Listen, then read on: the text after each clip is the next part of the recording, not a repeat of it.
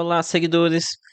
No vídeo de hoje eu vou começar uma trilogia sobre o RPR-11, o nosso querido Urcão.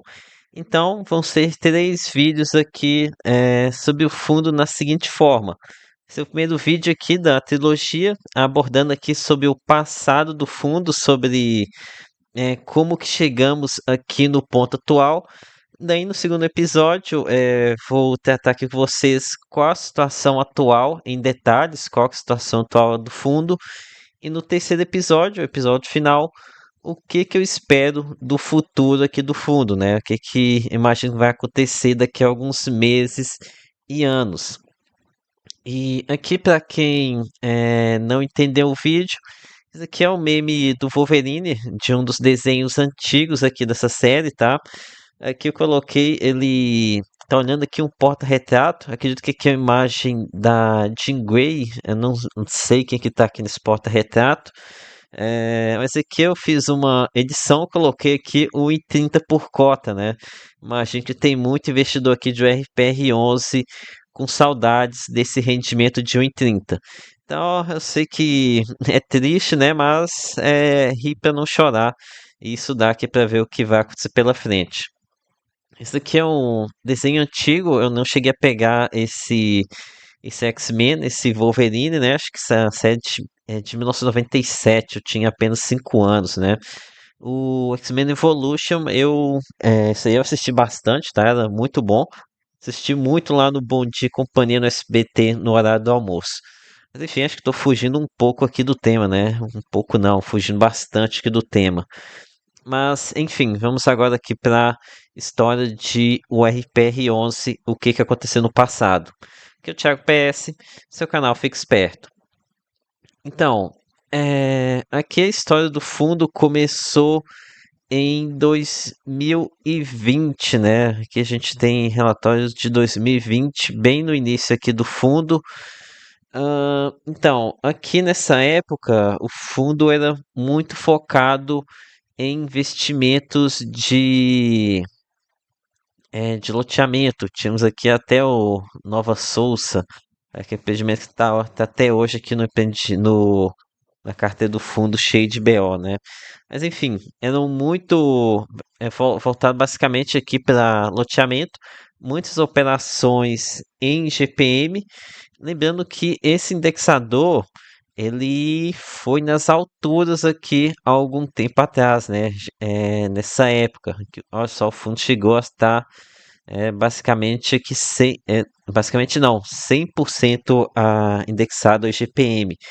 Esse indexador de inflação, ele chegou a bater 30% acumulado em 12 meses.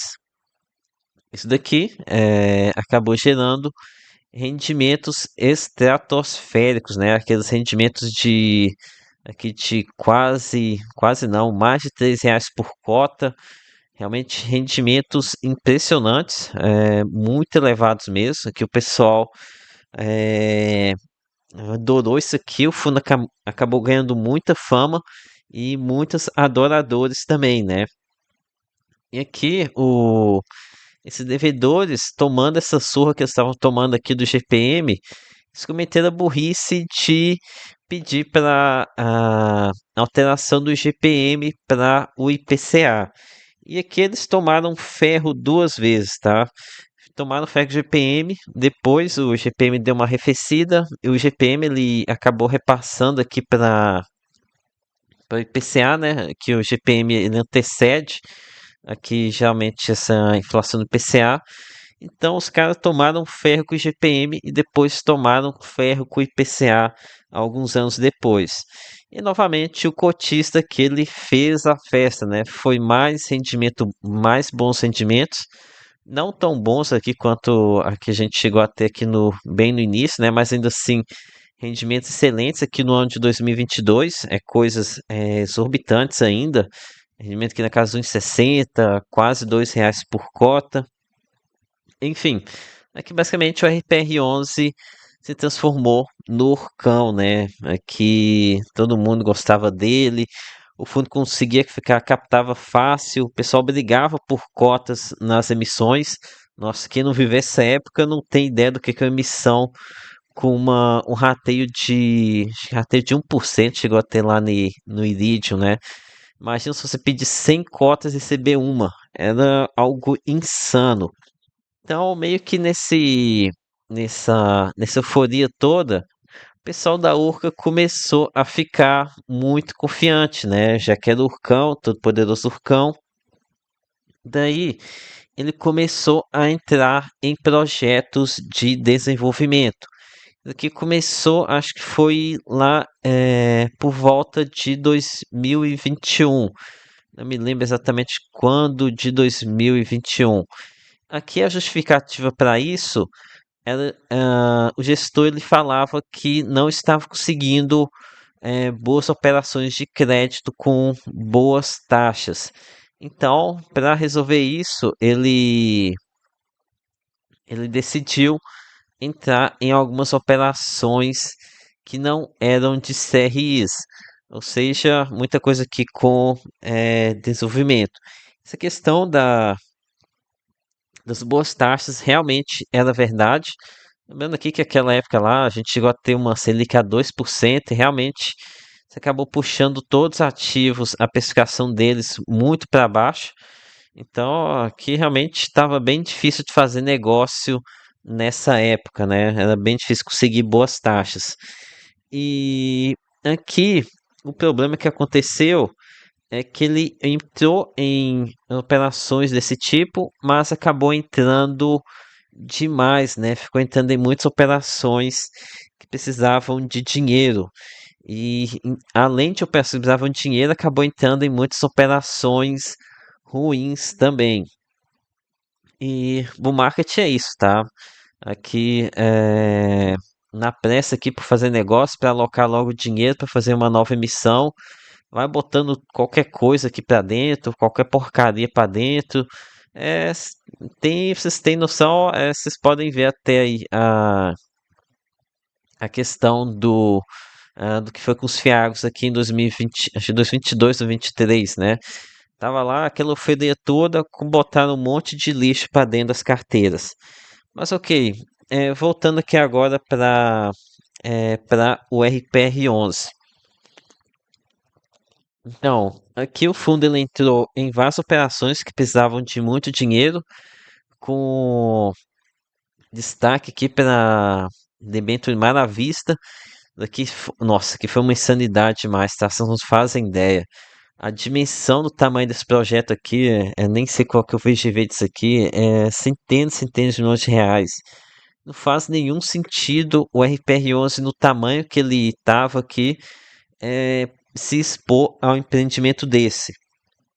Mas, enfim, aqui o gestor estava super otimista, né? Então ele entrou em várias operações que precisavam de muito dinheiro. No entanto, ele entrava, ele não tinha todo esse dinheiro, tá? O gestor ele já contava com novas emissões para arrumar esse dinheiro. Enfim, o gestor estava super confiante, né? Ele era o Urcão, mas aí o mercado ele começou a virar, né? A gente começou a observar um aumento da Selic, o mercado começou a ficar mais azedo, alguns problemas começaram a aparecer. Não sei exatamente quando aqui que o problema no feed de residência veio à tona. Acho que feed de residência nem foi o primeiro problema. Acho que o problema do fundo foi o CRI Nova Souza, né? Acho que é isso mesmo. Nova Souza foi o primeiro problema que o RPR11 teve que lidar. Então esse problema começou a bater aqui na porta. Daí a cotação caiu, o gestor não conseguiu fazer mais emissões. Ela até tentou fazer aquela emissão. Deixa eu olhar aqui no Clube FI quando que foi essa tentativa de emissão. Que foi a oitava emissão, em que era R$ 100 o VP, ele colocou um custo de 5,50 por cota. Então aqui um preço não faz nenhum sentido, né? Ninguém entrou aqui nessa época. Deixa eu ver quanto. Foi em meados de 2023, essa tentativa de emissão. Meados de 2023, o fundo estava aqui sendo negociado a 97, 99. Mesmo assim o fundo não conseguia bater os R$ 100, né? Talvez você tentasse aqui uma missão com custo baixo, ainda assim nem conseguia.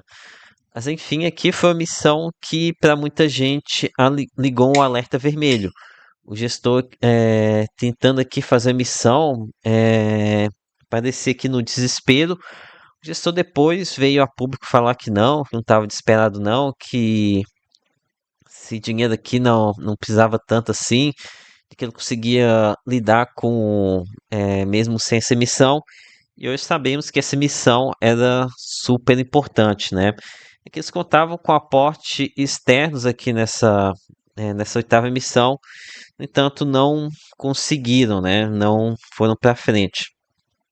Daí, o que aconteceu em diante aqui nessa emissão no meados de 2023, aconteceu que o gestor ele começou a empurrar o problema com a barriga. Aqui o problema tem em mente a necessidade de aposta aqui em empreendimento e desenvolvimento e o gestor sem recursos em caixa.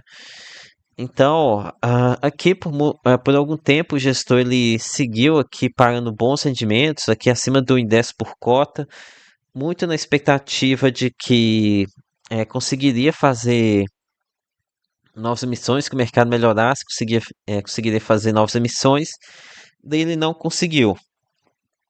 Aí, aqui eu imagino que os gestores eles começaram a partir para outro plano, que é a procura por investidores externos para aportar nesses diversos empreendimentos que o fundo ele tá se metendo, né? Aqui é realmente muita coisa. Nossa, aqui até mostrar para vocês que o Maravista, né? São 17 prédios e 50 casas. Olha o tamanho disso aqui, não, isso aqui é grande demais, cara. Isso aqui centenas e centenas de milhões de reais de valor geral de venda. Mas então, ele começou a procurar outros investidores para aportar nesses empreendimentos que precisavam de dinheiro, né? Acabou que não rolou. Ele não conseguiu esses investidores externos.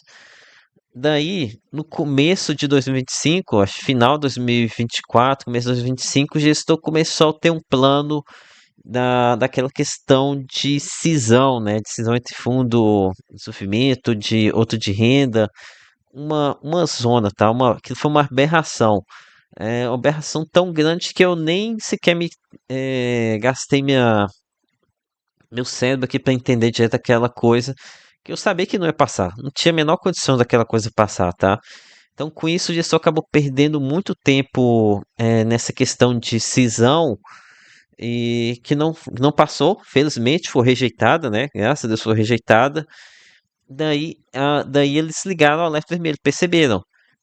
Não vai ter jeito aqui de fazer desse jeito aqui. A gente vai ter que encontrar outra forma. Não deu certo procurar um investidor externo, não deu certo essa gambiarra de fazer cisão. Então agora o que a gente vai, a solução que a gente tem é a última, é a mais dolorosa, que é tirar valores aqui dos rendimentos e aportar em obras. Isso daqui foi algo que dá para ver que começou a acontecer já aqui no mês de setembro de 2024. Isso aqui perdurou até mais ou menos aqui no final do ano. Eles ainda estavam resistindo aqui, pensando nessa questão da cisão, né? Mas aí foi aqui no mês de abril de 2024. Na verdade, foi em março, tá? Foi em março que aconteceu a rejeição da, da proposta deles. E que aí eles perceberam que teriam que tirar do rendimento para colocar nas obras. Então foi aqui que a gente começou a chegar no ponto onde estamos. E aqui um ponto importante é que esse processo aqui ele começou aqui no mês de abril de 2025. Então, isso aqui tem pouco tempo, tá? Isso aqui é 7 meses. 7 meses para questão de obras não é tanta coisa assim, não. Mas a gente está falando aqui de obras em que com dinheiro escasso. A obra é uma coisa que demanda bastante tempo e, enfim, aqui tem apenas 7 meses, não tem tanto tempo assim. Ok, então foi assim que o fundo chegou na situação onde a gente se encontra, né? Onde agora ele se vê obrigado a retirar valores do rendimento para colocar em obras. Enfim, agora aqui a segunda parte aqui agora fica para próximo capítulo, né? Até se eu mandasse um pouco melhor aqui na edição, colocar aqui uma entrada daquela do Star Wars aqui, mostrando aqui o que estava acontecendo, né? Mas não tenho todo esse conhecimento. Enfim, espero ter curtido. Peço seu like, se inscreva no canal para ter aqui os próximos episódios. Lembre-se que nada aqui é recomendação de compra ou de venda. Até a próxima!